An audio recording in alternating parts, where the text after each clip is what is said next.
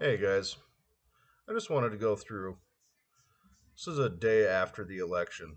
This is a New York Times editorial board putting out their editorial. American voters have made the choice to return Donald Trump to the White House, setting the nation on a precarious course that no one can fully foresee.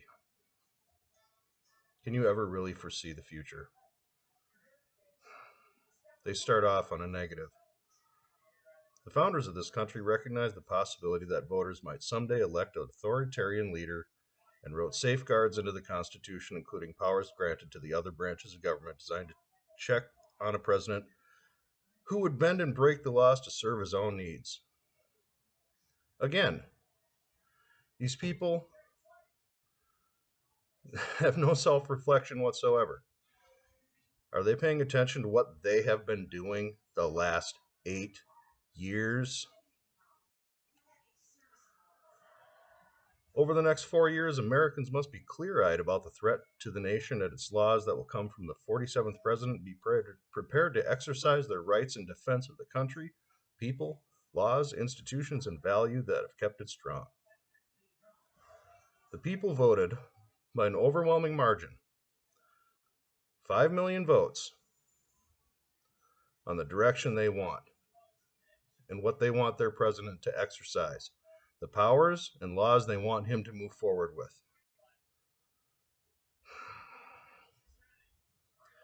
It can't be ignored that millions of Americans voted for a candidate even some of his closest supporters acknowledge is deeply flawed. As a human, I admit I am deeply flawed. Convinced that he is more likely to change and fix what they regard as the nation's urgent problems: high prices, an infusion of immigrants, a porous southern border, and economic policies that have flowed unequally through the society. What they regard as the nation's problems. What they regard. So you're saying you do not regard high prices, infusions of immigrants, and a porous southern border and economic policies that have not allowed equality to flow equally aren't a problem. Thank you, New York Times. Whatever drove this decision among these voters,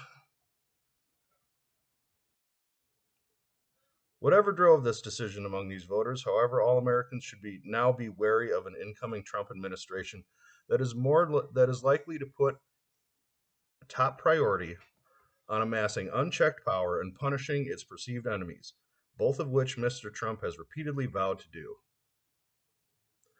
Again, we have just gone through 8 years of these people doing everything that they're saying Trump is going to do.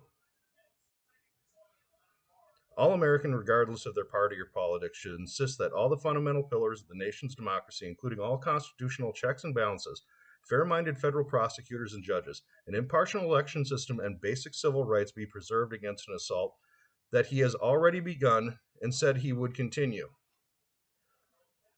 Ladies and gentlemen, these people cannot see themselves. They are blind to themselves. It is absolutely unreal. This is why I wanted to go through this. This is one of the least self-aware editorials I have seen in a long time. That's why we're going through this line by line. This is absolutely astonishing. The hubris that they have no clue. They have no clue whatsoever. At this point, there can be no illusions about who Donald Trump is and how he intends to govern. That's right. We are under no illusion about who we elected. We're under no illusion how he intends to govern. Why do you think we voted that way? He showed us in his first term, years after he left office, that he has no respect for the law, let alone the values, norms, and traditions of democracy.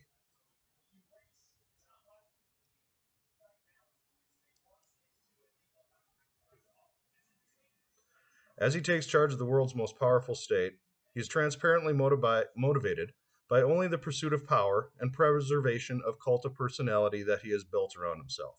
These stark assessments are striking in part because they are held not just by his critics, but also by those who served most closely with him.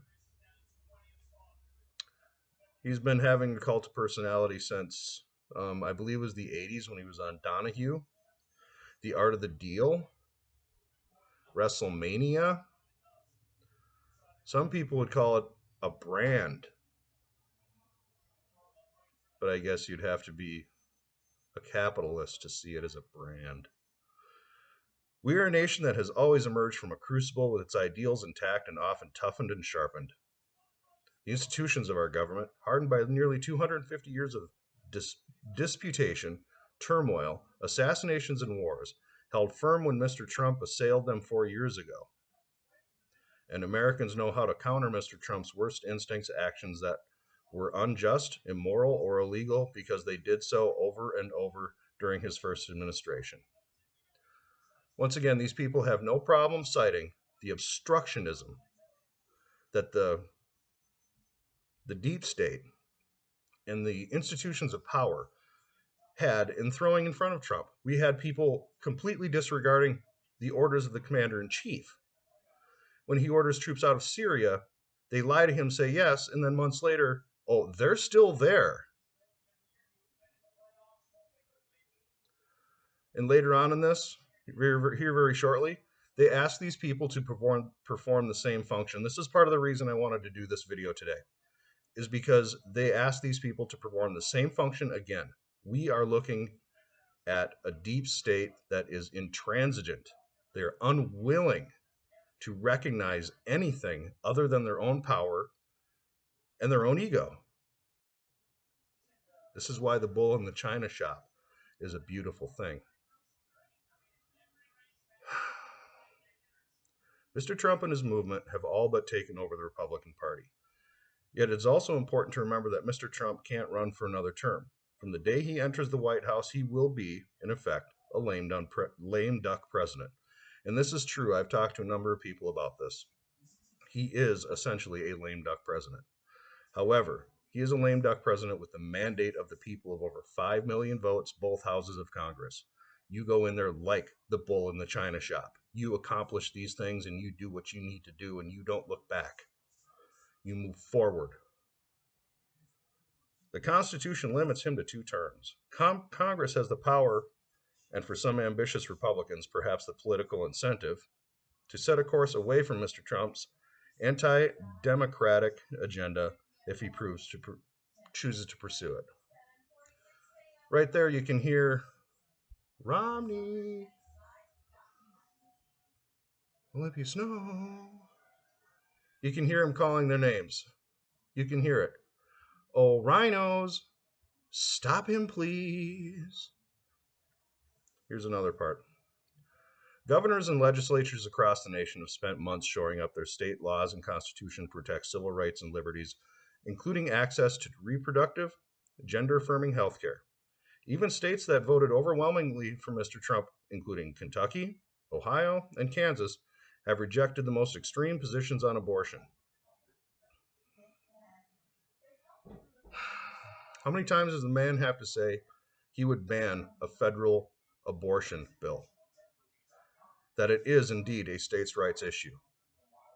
I support him 100% on that stance. We are 50 independent sovereign laboratories, each with its own people to make their own decisions. This is absolutely the right choice. It is a states' rights issue. I would have it no other way. Other institutions of American civil society will play a critical role in challenging the Trump administration in the courts and in our communities and in the protests that are sure to return. Lawfare continue. That's how I read that. This part I kind of enjoy. I really do, because what they say isn't what we're seeing. Sound familiar? The rest of the world, too, has no illusions about the leader who will soon again represent the United States on the world stage. The countries of the NATO alliance were shocked during the first Trump administration by his willingness to undermine the long and valuable partnership. But European nations, defying Mr. Trump's predictions, not only came together with the United States in the face of Russia's invasion of Ukraine, but also expanded their ranks right to Russia's border.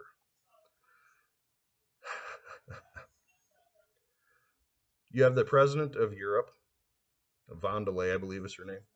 Excuse me if I don't get that correct. Coming out and immediately saying that she looks forward to working with President Trump. You have Xi Jinping coming out and saying, I'm sorry, President Xi Jinping is dead. Error.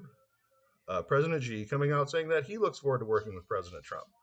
The most stunning thing out there, and I'm sure the liberal mainstream media would find this to be a fault, I certainly do not, is the praise given to him by President Putin of Russia. President Putin of Russia called him a man, said that he's a courageous man, that he responded how you would as a courageous man once he was shot, and that he is open to speaking with President Trump. This was during, I have a kitty going crazy. This was during his congratulations of President Trump on his winning of the election. I think it means a lot to have your adversary come out and say that you are a courageous man. I think that is an olive branch. At least I would view it as an olive branch from Russia, saying we are willing to talk to you. And I would move forward with that as the mindset. I think the international community, as best represented by yesterday's video released by Sargon of Akkad, the king has returned. The children are acting up in the house. The wife has a million things to do. She's not able to control all this. She's got her things that she has to take care of. Dad comes home from work. Everything settles down. Everybody knows the order has been restored. Things are how they should be. That is the sense that you get around the globe with the re-election of President Trump. The adults have re-entered the room. Problems are already solving themselves. Hamas. Hey, maybe we could go for a ceasefire, eh? Who would have thunk it? We continue. For the Democratic Party, rearguard action as the political opposition will not be enough. The party must also take a hard look at why they lost the election. They are not doing that. Look at the media today. It's your fault. Yahtzee. You're the Yahtzee. You're the ist. You're the phobe. You couldn't vote for her because she's a black woman with a vajayjay. Not because she didn't run any policies whatsoever. Not because you found President Trump's policies to be the policies that you would vote for. No. It's because you hate. There's no introspection on their part. There is absolutely no accountability. It's quite astonishing that when you simply use emotion as your platform, that you can't logically figure your way out of it. Imagine that. It took too long to recognize that President Biden was not capable of running for a second term. It took too long to recognize that the large swaths of Democrats' progressive agenda were alienating voters, including some of the most loyal supporters of their party. You guys knew for years that President Biden wasn't fit for office. You knew it. Your allies in the media, they knew it. They lied to us. Why would we expect you to do something different? You've been lying to us for years, ever since 2013. Democrats have struggled for 3 elections now to settle on a persuasive message that resonates with Americans from both parties who've lost faith in the system, which pushed skeptical voters towards the more obviously disruptive figure, even though a large majority of Americans acknowledge his serious faults. Again, we all have faults. And the Democrats cannot put forth their agenda. Socialism doesn't sell in this country. We are a capitalist nation. That's the fundamental flaw with this paragraph. They cannot put forward their agenda. They cannot tell you what they want. If they told you what they want, you would vote against them even in even larger numbers than you did on Tuesday. They know it.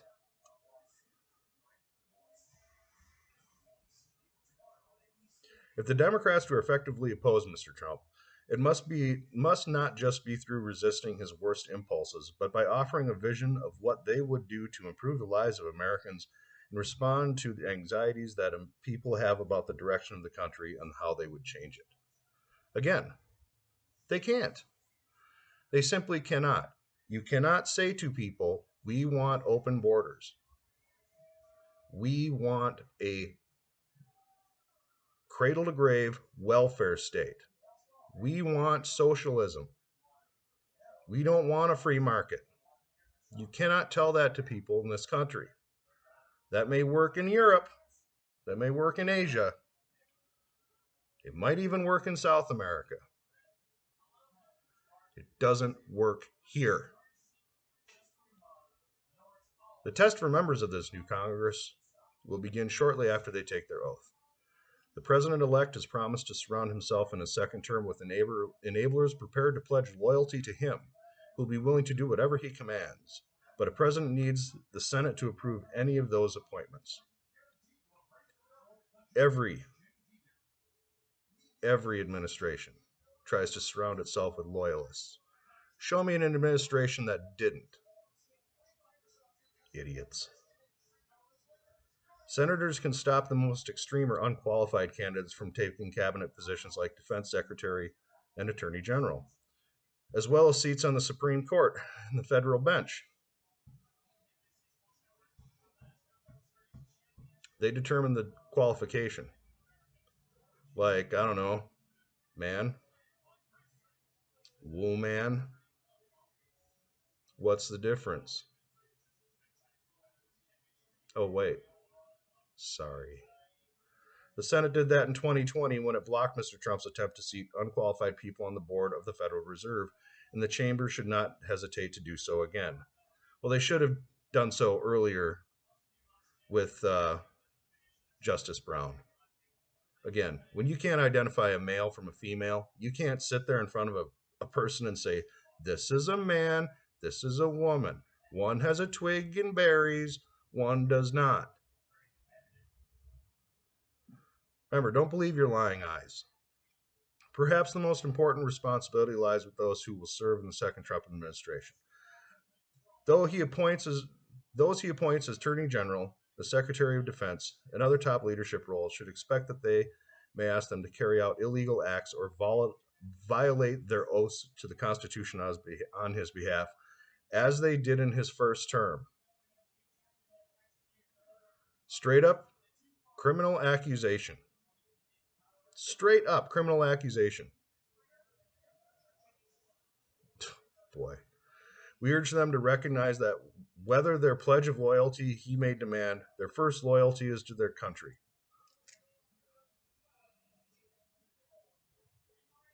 To have these people say that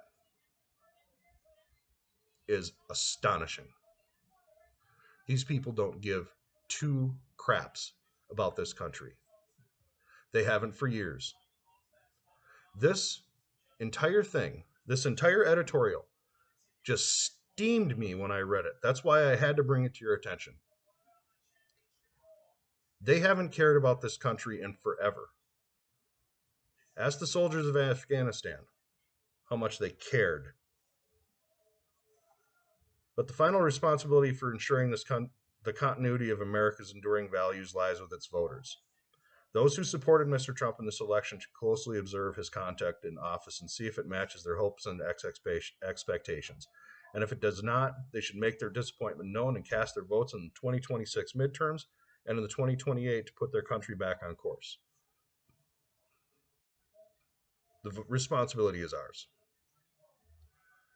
And we voted by a margin of 5 million votes in a 300-plus electoral landslide.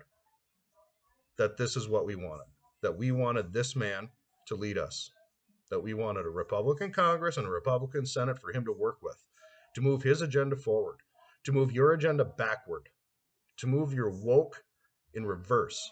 It's time for you guys to understand that logic and reason are how you build a culture and a society. Emotion is kept for the bedroom. Those who opposed him should not hesitate to raise alarms when he abuses his power. If he attempts to use government power to retaliate against critics, the world will be watching, like you have, for 8 years, specifically the last 4. When you raided Mar-a-Lago, you sealed him as the candidate. When you shot him,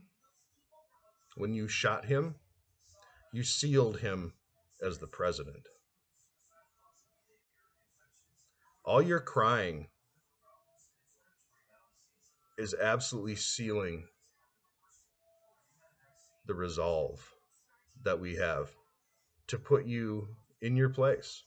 The final paragraph. Benjamin Franklin famously admonished the American people that this nation was a republic if you can keep it.